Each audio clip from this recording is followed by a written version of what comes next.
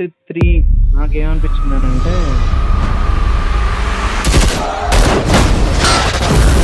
రెగ్యులర్‌గా ఇప్పుడు hit 1, hit 2లో లెక్క ఎక్కువ ట్విస్ట్‌ల మీద ట్విస్ట్‌లు అవన్నీ అన్నట్టు ఎక్కువ లేకుండా ఆహ్, ఒక 3 జనరేట్ చేసుకుంటా.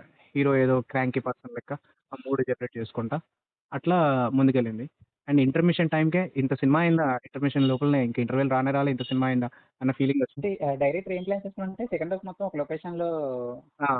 ఆ! ఒక లొకేషన్‌లో డ్రామా క్రియేట్ చేద్దాం అని అనుకున్నాడు. హ్మ్. సో, అందుకని మెజారిటీ పోర్షన్ మొత్తం ఫస్ట్ హాఫ్‌లోనే పెట్టేసుకున్నాడు. ఇన్వెస్టిగేషన్ అది మొత్తం. అంటే చాలా ఎఫర్ట్ పోయింది సినిమాల. ఎంత ఎఫర్ట్ పెట్టిర్రు.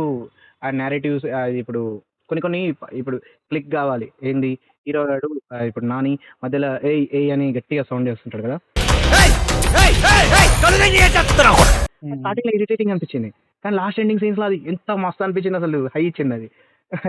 అది సడెన్‌గా అందరూ గొడవ చేస్తుంటే వాడు ఏయ్! అంటే అది మస్తు అనిపించింది. అంటే అది ప్లాంటింగ్ అది ముందు నుంచి జాగ్రత్తగా ప్లాన్ చేసిర్రది. యెస్. కమర్షియల్ అంటే సినిమా అంటే కమర్షియల్ సినిమా అబ్బా! హాలీవుడ్ దేనికి పనికిరాదు. ఇదే సినిమా హాలీవుడ్‌లో తీసుంటే ఎంత ఎక్సైట్ అయ్యేటోళ్ళు జనాలిప్పుడు. హాలీవుడ్ సినిమాలో ఫైట్స్ చూపిస్తారు. అది ఆర్టిస్టిక్‌గా ఉంటాయి. కొంచెం చూడడానికి బావుంటాయి. పర్లేదు. కానీ ఈ హైస్ ఉంటాయి చూసినావా? మన సినిమాలలో కమర్షియల్ సినిమాలలో హైస్ తయారు చేస్తారు చూసినావా? ఆ హైస్ నాకక్కడ కనపడలేదు. ఉంటాయి. 'జాన్ విక్‌లో' ఉంటది.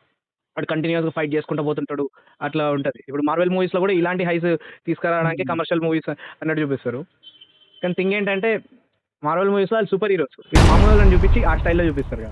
'విశ్వక్' వస్తే బావుండనిపించింది నాకు 'విశ్వక్' నాకు నాకు ఇంకా బాగుందనిపించింది. విశ్వకొస్తే ఇంకా పెద్ద హైప్ వచ్చేదేమో అనిపించింది నాకు.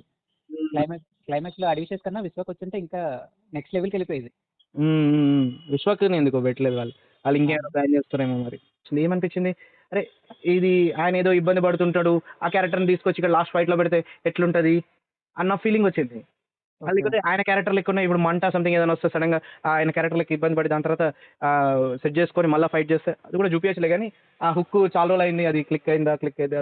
అది కూడా ఆలోచించాలి. అది హ్మ్. కానీ ఇప్పుడు ఆ! అహా!